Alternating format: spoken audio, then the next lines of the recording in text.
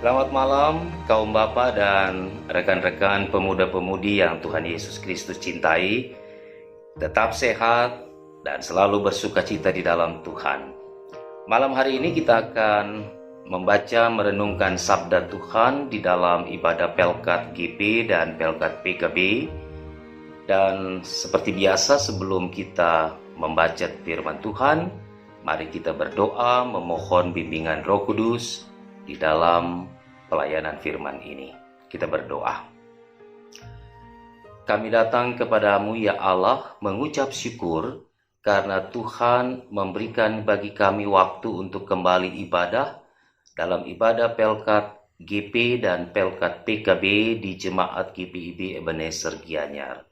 Tuhan berkati kami sekalian untuk mendengarkan firman Tuhan di malam ini, supaya firman Tuhan menjadi bekal bagi kami sekalian untuk menjalani proses kehidupan di dalam kehendak dan kebenaran-Mu.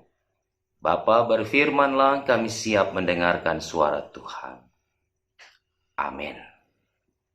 Kaum Bapa dan pemuda yang diberkati Tuhan, bacaan firman Tuhan pada ibadah malam hari ini terambil dari Injil Lukas pasal 19 ayat 1 sampai ayat yang ke-10. Saya akan baca dan berharap Bapak-bapak dan juga rekan-rekan pemuda-pemudi mengikuti di dalam pembacaan Alkitab pada malam hari ini. Yesus masuk ke kota Yeriko dan berjalan terus melintasi kota itu. Di situ ada seorang bernama Sakeus, kepala pemungut cukai, dan ia seorang yang kaya. Ia berusaha untuk melihat orang apakah Yesus itu, tetapi ia tidak berhasil karena orang banyak, sebab badannya pendek. Maka berlarilah ia mendahului orang banyak, lalu memanjat pohon ara untuk melihat Yesus yang akan lewat di situ. Ketika Yesus sampai ke tempat itu, ia melihat ke atas dan berkata, "Sakeus, segeralah turun, sebab hari ini aku harus menumpang di rumahmu." Lalu Sakeus segera turun dan menerima Yesus dengan sukacita. Tetapi semua orang yang melihat hal itu bersungut-sungut katanya, "Ia menumpang di rumah orang berdosa." Tetapi Sakeus berdiri dan berkata kepada Tuhan, "Tuhan, setengah dari milikku akan kuberikan kepada orang miskin, dan sekiranya ada sesuatu yang kuperas dari seseorang, akan kukembalikan 4 kali lipat." Kata Yesus kepadanya, "Hari ini telah terjadi keselamatan kepada rumah ini, karena orang ini pun anak Abraham. Sebab Anak Manusia datang untuk mencari dan menyelamatkan yang hilang." Demikianlah pembacaan firman Tuhan bagi kita bersama. Kaum Bapak dan rekan-rekan pemuda-pemudi yang diberkati Tuhan, siapakah Sakeus ini? Dalam bacaan kita ada data yang kita dapat, paling tidak ada 3 hal, 3 poin.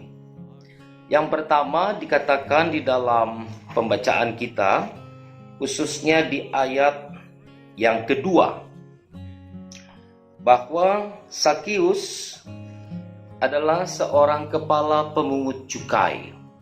Itu pekerjaannya, profesi dari Sakeus ini.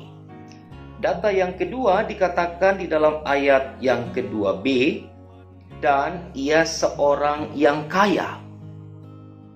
Secara strata sosial, Sakeus adalah orang yang punya strata yang tinggi, karena ia termasuk dalam golongan orang-orang kaya. Data yang ketiga yang kita dapat dari perikop hari ini ada di ayat 6b, saudara. Dikatakan di dalam ayat 6b,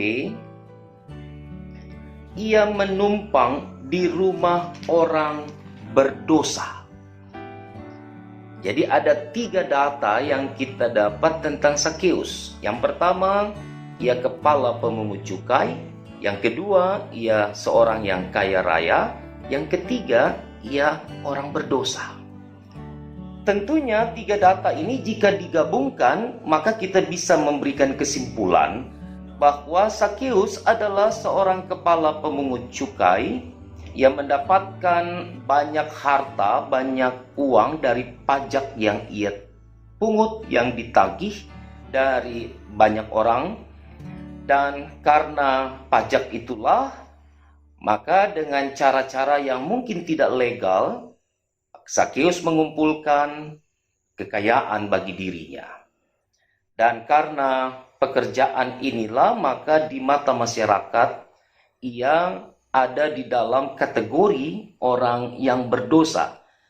Kenapa berdosa? Karena pekerjaannya memungut atau menarik pajak dari semua orang yang mungkin saja dalam prakteknya ada dalam proses pemaksaan dan juga tidak mengenal yang namanya kepedulian terhadap orang lain. Siapapun harus membayar pajak dan itu wajib hukumnya, serta Sakeus melakukan cara-cara yang tidak lazim untuk mendapatkan pajak-pajak itu sehingga semuanya memperkaya dirinya.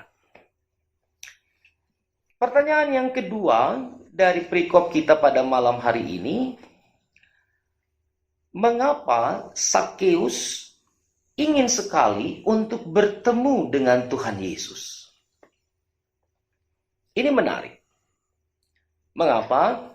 Karena tentunya Sakeus memiliki motivasi yang berbeda atau yang lain dari orang-orang banyak yang dikatakan dalam bacaan kita yang menghalangi ia untuk bertemu dengan Yesus sehingga ia harus naik pohon ara karena tubuhnya yang pendek. Tanpa satu motivasi yang besar, maka tentunya Sakeus tidak harus bersusah payah, tidak harus berjuang untuk bertemu dengan Yesus. Dalam kaitan dengan motivasi ini, maka kita dapat melihat di ayat yang ke-8 dari bacaan kita pada malam hari ini, saudara, bahwa motivasi Sakeus bertemu dengan Tuhan karena ia menginginkan dirinya ada di dalam pembaharuan dan juga pertobatan. Sakeus sadar bahwa apa yang dikerjakannya, bahwa kekayaannya telah membuat ia mendapat stigmatisasi dalam masyarakat sebagai orang berdosa. Dan sebagai pendosa tentunya Sakeus menginginkan ada pembaharuan dan perubahan yang terjadi dalam dirinya. Bisa saja Sakeus sudah mendengar cerita, kisah, ataupun berita dari mulut ke mulut tentang Yesus. Yesus yang peduli kepada orang-orang yang termarginalkan, Yesus yang peduli terhadap orang-orang miskin, Yesus yang peduli terhadap orang-orang yang terpapar sakit, Yesus yang peduli terhadap segala keberadaan yang dialami oleh manusia yang menyengsarakan mereka. Dalam pemahaman itulah kita dapat menarik satu kesimpulan bahwa motivasi dari Sakeus tentunya tidak sama dengan motivasi orang lain pada waktu itu. Itu yang membuat dia berusaha berjuang supaya ia bisa bertemu dengan Yesus walaupun ia harus menaiki pohon ara untuk bisa bertemu, melihat, dan berharap bisa berdialog atau bisa menjamu Yesus untuk makan di rumahnya. Apa yang diharapkan oleh Sakeus ternyata itu direspon oleh Tuhan Yesus. Dalam bacaan kita, saudara-saudara, di ayat yang ke-5, ketika Yesus sampai ke tempat itu, ia melihat ke atas dan berkata, "Sakeus, segeralah turun, sebab hari ini aku harus menumpang di rumahmu." Bapak-bapak dan rekan-rekan pemuda, saya mencoba untuk masuk di dalam teks ini, lalu kemudian menggabungkan motivasi dari Sakeus untuk bertemu dengan Yesus yang sudah didengarnya peduli, care terhadap orang miskin, terhadap orang-orang yang dipinggirkan, dengan niat Yesus yang ingin singgah di rumah Sakeus. Ada ketersambungan, keterhubungan di situ. Karena itulah, maka ada sukacita yang besar yang dialami oleh Sakeus seketika itu juga. Bahwa apa yang menjadi niat dan kerinduannya terespon baik oleh Tuhan Allah yang ingin mampir di rumahnya pada hari itu.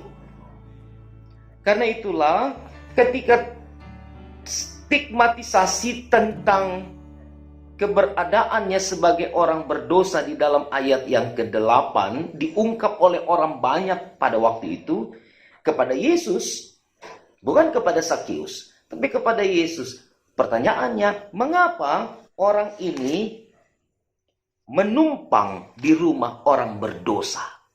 Sakeus tidak menolak stigmatisasi itu atau tidak menolak statement itu. Padahal ia bisa menolak statement itu. Tapi firman Tuhan malam hari ini justru memperlihatkan sesuatu yang berbeda. Respon Sakeus terhadap apa yang dipikirkan oleh orang banyak tentang dirinya yang berdosa dan tentang Yesus yang mau singgah dan mampir menumpang di rumah seorang pendosa.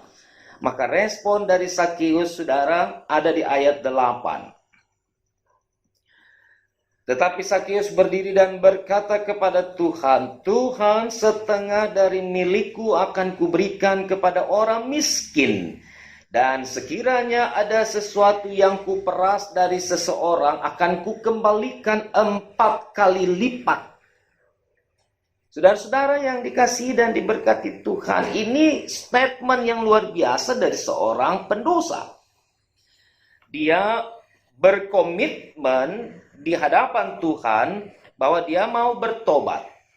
Dan bentuk atau wujud dari pertobatannya adalah dia mengembalikan semua harta milik yang dia sadari itu diperas, diambil dari orang-orang miskin, dan melipat gandakan, meribakan, membungakan pajak-pajak kepada orang-orang yang terlambat membayar pajak ataupun yang tidak membayar pajak kepadanya. Pertobatan yang dialami oleh Sakeus ini adalah pertobatan yang murni dan sungguh-sungguh. Saudara-saudaraku yang dikasihi Tuhan Yesus, terhadap proses pertobatan ini apa respon Tuhan Yesus? Respon Tuhan Yesus adalah bahwa hari ini telah terjadi keselamatan kepada rumah ini, karena orang ini pun anak Abraham. Bagi Yesus, konsep keselamatan adalah tidak memikirkan orang, tidak memikirkan dirinya, tetapi lebih memikirkan pada orang lain. Konsep keselamatan yang Yesus maksudkan adalah pengorbanan diri. Sakeus lakukan itu. Bahwa dia mengorbankan apa yang menjadi hak miliknya, harta miliknya, untuk dibagikan kepada orang lain. Karena ia menyadari semua itu dia terima dan dia peroleh bukan dengan cara kebenaran, tapi dengan cara yang tidak benar. Maka dia kembali kepada titik nol dalam hidupnya. Kemudian dia berharap Kristus Tuhan memperbaharui pertobatannya. Bapak-bapak dan rekan-rekan pemuda yang dikasihi Tuhan, mari kita jalani kehidupan ke depan juga dalam konsep seperti Sakeus. Ada dalam konsep pertobatan, ada dalam konsep pembaharuan diri, ada dalam konsep penyadaran diri yang sungguh-sungguh. Kita mau dikembalikan pada titik nol dalam hidup kita untuk kemudian melangkah ke depan dengan hal-hal yang baru. masa-masa sengsara Kristus ini, mari kita hidup di dalam pertobatan. Mari kita benahi komitmen dan motivasi kita. Dan ketika itu dilakukan dengan sungguh, percayalah Yesus akan datang di rumah kita. Yesus akan singgah di tempat tinggal kita. Dan Yesus akan menjadi bagian di dalam kehidupan kita bersama. Tuhan Yesus memberkati saudara-saudara. Amin.